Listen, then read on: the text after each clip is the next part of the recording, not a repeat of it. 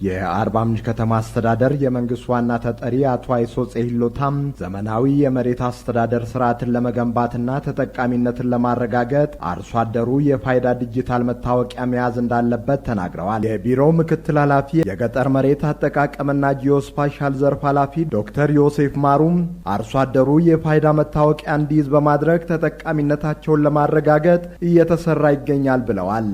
አክለውም ይህንን ለማሳካትና የአርሶ አደሩን ተጠቃሚ ለማረጋገጥ ቢሮው እየሰራ እንዳለ በመጠቆም ተለገጠሩ ፓርት ላይ የመሬት ይዞታ ሰርቲፊኬት ከዲጂታል መታወቂያ ማስተሳሰር ነው። ይሄ ደግሞ ፋይዳው ትልቅ ነው ማለት ነው። አንድ አርሶ አደር የራሱን የመሬት ይዞታን ከዲጂታል መታወቂያ ጋር ሲገናኝ እንደ ሀገር ትረስት ኢሚኔት ይኖራል ማለት ነው። ያ ማለት ሰርቲፊኬቱ በናሽናል ደረጃ በብሔራዊ ደረጃ ይታወቃል ማለት ነው።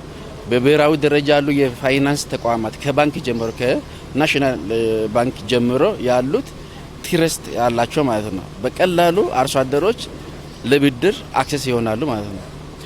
ይሄ ብድር ደግሞ በተለይ ደግሞ ትኩረት የማደርገው የግብርና ግብዓት እያንዳንዱ አርሶ አደር በተለይ ዲጂታላይዝ ስለሚደረግ ምን መሬት አለው ከአፈር ታይፕ ጀምሮ አጠቃላይ በመሬቱ ላይ ያሉ ሰብሎች አይነቱን ጨምሮ ነው ዲጂታላይዝ የሚደረገው ኤክስ ዋይ ኮኦርዲኔት የሚወሰደው ማለት ነው። የደቡብ ኢትዮጵያ ክልል መሬት አስተዳደር ቢሮ ኃላፊ አቶ ሰብስቤ ቡናቤም መንግስት ዲጂታል ኢትዮጵያን ለማድረግ ግብ ጥሎ እየሰራ መሆኑን ጠቅሰው ለስኬታማነቱ ፋይዳ መታወቂያ ከፍተኛ አስተዋጽኦ እንዳለውም አብራርተዋል። ፋይዳ መታወቂያ በፍጥነት በመያዝ ከመሬት ይዞታቸው ጋር በማስተሳሰር የአርሶ አደሮቻችንና የአርብቶ አደሮቻችንን ተጠቃሚነት የመሬት ተጠቃሚነት በተለያዩ በፋይናንስ አቅርቦት በብድር አቅርቦት ተጠቃሚ እንደሆኑ ለማድረግ ትልቅ ኃላፊነት የተሰጠን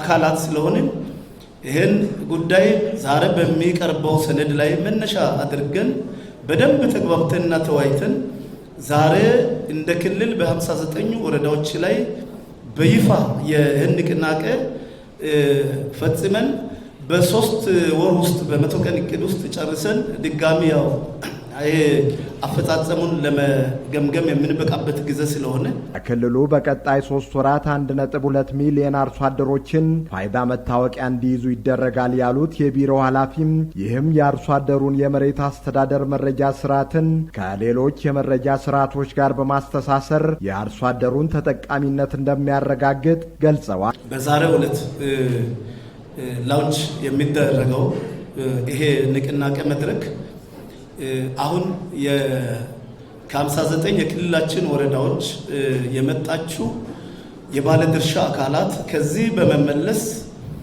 የ1.2 ሚሊዮን የክልሉ አርሶ አደሮቻችን የፋይዳ መታወቂያ በፍጥነት በመያዝ ከመሬት ይዞታቸው ጋር በማስተሳሰር የአርሶ አደሮቻችንና የአርብቶ አደሮቻችንን ተጠቃሚነት የመሬት ተጠቃሚነት በተለያዩ በፋይናንስ አቅርቦት በብድር አቅርቦት ተጠቃሚ እንደሆኑ ለማድረግ ትልቅ ኃላፊነት የተሰጠን ግብርና ሚኒስቴር የመሬት አስተዳደርና አጠቃቀም መሪ ስራ አስፈጻሚ አቶ ትዕግስቱ ገብረ መስቀል የዲጂታል ፋይዳ መታወቂያ ዘርፈ ብዙ ጠቀሜታ እንዳለው ጠቁመዋል። ማዳበሪያ ስርጭት በሰፊው እየተካሄደ ነው።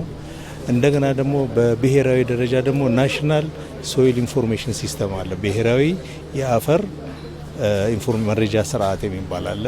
የተለያዩ እንደገና ደግሞ አርሶ አደሩ የግብር መጠቀሚያ የመሬት መጠቀሚያ ግብር ይከፍላል። የተለያዩ ስርዓቶች ናቸው በየቦታ ያሉት። እንደገና እዚህ መሬትን ደግሞ የሚያስተዋውቅ የመሬት መረጃ ስርዓት የሚባል አለ። ናርላይስ እንለዋለን። አሁን በእናንተ በደቡብ ክልል ላይ 48 ወረዳዎች ላይ በስራ ላይ ያለ ነው ወረዳ ነው።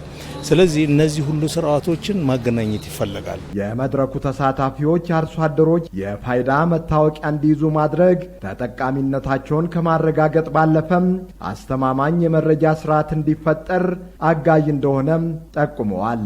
በመድረኩ አርሶና አርብቶ አደሩን የዲጂታል ፋይዳ መታወቂያ ተጠቃሚ ማድረግ የሚያስችል ሰነድ የቀረበ ሲሆን በቀረበው ሰነድ ላይ አስተያየትና ጥያቄዎች ቀርበው ከመድረኩ ምላሽና ማብራሪያ ተሰጥቶባቸዋል።